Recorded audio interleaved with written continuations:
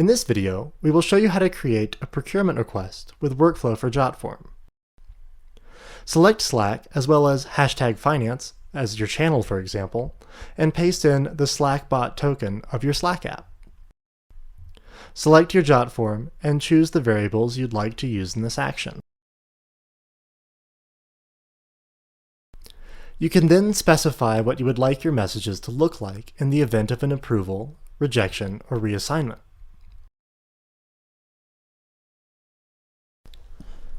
A drop-down of variables will allow you to select your requester email address to create a dynamic workflow.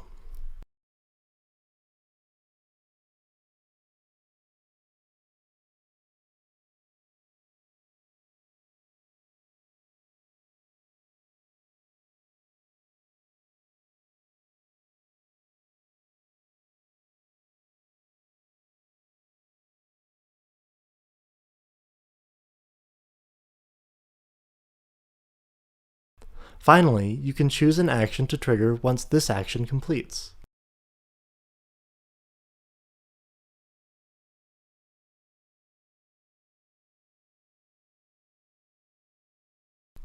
Copy and paste the receiver webhook into your Slack app under Interactive Components, and save changes, and your action is ready to go.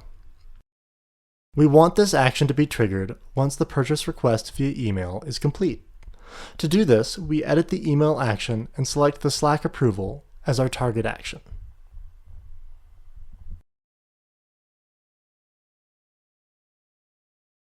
Add workflow to your JotForms today with Workflow for JotForm, powered by ProcessMaker.